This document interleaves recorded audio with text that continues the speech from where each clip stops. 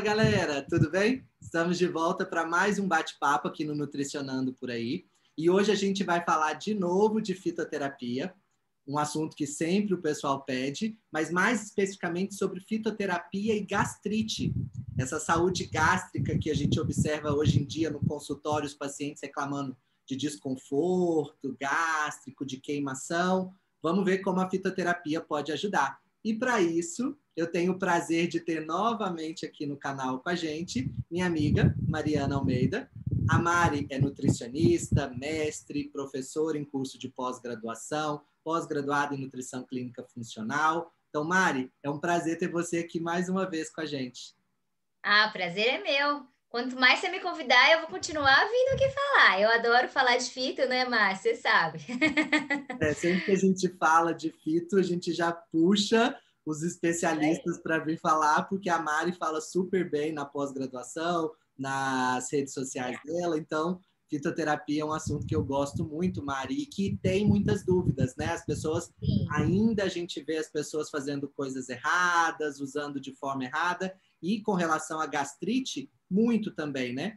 É muito comum a gente ver os pacientes consumindo esses medicamentos a longo prazo, e aí pega no consultório o paciente fazendo uso de omeprazol há 15 anos. Muitas consequências nutricionais que depois a gente tem que sair arrumando para todo e direito, né? Mas e aí, como a fito pode ajudar nesses casos, Mari? Até pensando justamente nesses pacientes que ficam usando, que uma das coisas que eu fico mais irritada é quando a gente escuta falando assim, a minha gastrite é crônica. É mucosa, né, gente? Vamos tratar essa mucosa. E aí, como que a fito ajuda, Mari? Então, vamos lá. Primeiro é importante a gente dizer, né? Eu, Mariana, principalmente, acho, né? Que a gente, como Nutri, é complicado a gente tirar o medicamento do paciente se ele se ele estiver medicado, né? Por um médico, no caso.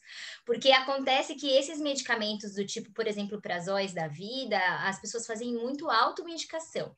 Então, nesse caso, a fito é muito bem-vinda, porque aí sim, né, não foi um médico que indicou, ou então um médico indicou há 10 anos atrás e ela continua tomando, nunca mais voltou naquele médico. Então, aí sim, eu acho que vale muito a pena nós conversarmos com esse paciente, né, e a gente pode fazer, propor um tratamento com a fitoterapia. Muitas vezes a gente consegue, né? A gente sabe de vários efeitos. A gente fez um vídeo de desbiose anterior, né? E a desbiose é uma consequência muito clássica do uso abusivo desses prazóis, né? Pela questão da acidez, que cai muito, enfim, tudo mais. Então, com a fitoterapia, a gente tem menos desses efeitos adversos. E menos ainda se for uma fitoterapia bem feita, né? Então, por exemplo, a gente tem plantas bem clássicas, como a espinheira santa, que é a Maithenus ilicifolia, né? Que todo mundo que já estudou fitoterapia já ouviu falar. Ela é uma planta muito famosa e muito usada mesmo, tradicionalmente. E que é uma planta que ela, sim, ela causa uma diminuição no pH estomacal, mas ela não faz um bloqueio de bomba de prótons, né? Então, provavelmente esse pH não vai ficar tão alto como ele fica como quando a pessoa utiliza um medicamento alopático. E a própria espinheira santa, Márcio, ela aumenta a nossa produção de pepsina, que é algo que a gente sabe, né, que a digestão proteica, quando a pessoa consome esse tipo de medicamento, ela fica muito prejudicada. Então, no caso de usar uma planta medicinal, que não é uma única molécula, e sim um organismo repleto de fitoquímicos, onde cada um tem seu alvo molecular naquela célula, naquele órgão, no caso do estômago, a gente tem muito menos efeitos colaterais. Tá? Então, a espinheira santa é uma planta que é tradicional e que funciona. Tá? Então, para acompanhar, eu uso muito a guaçatonga. Então, já falei dela no vídeo anterior, vou falar novamente, que é a Casearia silvestris. Tanto a guaçatonga quanto a espinheira santa, a gente usa folha, tá, gente, da planta. Que a guaçatonga, ela vai fazer aquela selagem na mucosa, né? Protegendo do ataque do ácido que vai estar presente, porque a gente não está bloqueando a produção daquele ácido. Então, ela tem muitos taninos que vão realmente fazer aquela selagem, né? Proteger a célula daquela agressão e evitar, por exemplo, a formação de uma úlcera. Se tiver uma mucosa irritada, que daí seria uma gastrite mesmo e não uma úlcera, a guaçatonga também vai auxiliar na cicatrização e na recuperação daquela mucosa. Então, para uma gastrite clássica hiperclorídrica, né, com aumento da secreção de ácido gástrico, eu gosto muito de usar essas duas plantas, tá? Agora, existe aquele... Oi? Eu falo que são duas plantas com os resultados muito legais na prática, né? Bons, é o que funciona, é o fácil que funciona, né? Plantas baratas, ativos que não são caros, né? Agora, é legal a gente estudar o paciente, conversar bastante com ele, perguntar quais são os sintomas depois que ele parou o medicamento, porque às vezes, ou o paciente está consumindo tanto aquele medicamento há tanto tempo e ele continua sentindo desconforto gástrico, ele acha que a gastrite dele ainda está ruim, e na verdade ele está sofrendo de uma hipocloridria e não de uma hipercloridria. Então é importantíssimo a gente fazer essa análise, porque, por exemplo, uma planta como a espinheira santa talvez não fosse a hora dela, né? Porque ela pode diminuir a acidez estomacal. Então, esse paciente ele já precisa de uma planta que tenha um estímulo de secreção gástrica para ajudar aquela digestão a acontecer, para ele ter menos sintomas, né? Esse é um paciente que tem muito sintoma pós-prandial, né? É um paciente que tem muita flatulência depois, exatamente, muita distensão abdominal e às vezes até um pouco daquela azia que se confunde um pouco com refluxo, né? Por conta de uma hipocloridria. Então, nesse caso, por exemplo, já o alecrim seria muito bom, o próprio gengibre seria legal, né? E mesmo o chá verde poderia ser uma planta interessante para para melhorar essa digestão. Uhum. Né? E Mari, você mencionou aí, por exemplo, falou da guaçatonga, da espinheira santa, que se usa as folhas, mas qual que é a melhor forma, né, farmacêutica aí para aproveitar mesmo os princípios ativos aí dessas plantas e ter ação no estômago, né, que é o que a gente quer. Essa pergunta é uma pergunta excelente, porque infelizmente a gente sabe porque a gente prescreve, né? E os nossos pacientes são os fãs das cápsulas, né? Então, assim, é muito difícil porque planta medicinal não é saborosa, assim, não tem um gosto, né, de brigadeiro, né? Então, assim, tem aquele gosto mais amargo, tem aquele paciente que já, por ter um hábito alimentar ruim, né? Ou um paladar mais adocicado. É por isso que ele acaba desenvolvendo essas doenças. Então, ele chega para a gente com um hábito alimentar muito ruim. E quando ele prova, né? Por exemplo, uma tintura ou um chá, ele não quer mais, ele fala, pelo amor de Deus. Mas para o estômago, pensa comigo, gente, se o paciente está com gastrite, às vezes o excesso de cápsula já piora aquela gastrite, né? Por conta da cápsula, às vezes, machucar a mucosa gástrica. E quando você faz o consumo do extrato, né, como uma tintura, um extrato aquoso, como uma tintura, por exemplo, ou propriamente a infusão, enfim, o extrato... Aí sim, o extrato aquoso, né? A infusão, ou a decocção, ou o alcoólico, no caso, que é a tintura, você tem o contato com aquela mucosa muito mais facilitado, né? É pensar no físico mesmo. O sólido precisa chegar à cápsula, o estômago precisa digerir aquela cápsula para abrir. Então, imagina se é um paciente hipoclorídrico, ele já não consegue digerir aquilo, né? Então, ele já não tem...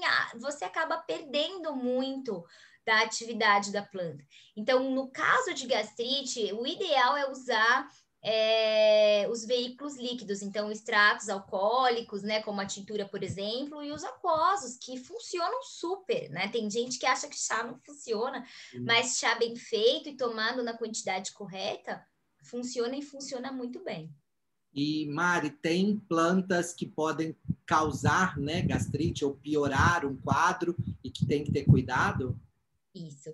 Então, temos muitas plantas, né, Márcio, que são digestivas por aumentar a secreção ácida. E a gente falou mesmo, né, gástrica, do próprio gengibre, o próprio alecrim. Então, se a pessoa ela já tem uma sensibilidade, né, naquela mucosa, ou se ela faz, algumas pessoas tendem a ter mais gastrite, digamos assim, se ela toma excesso dessas plantas, ela pode desenvolver uma gastrite, porque é como se você estivesse hiperacidificando o meio por mais tempo.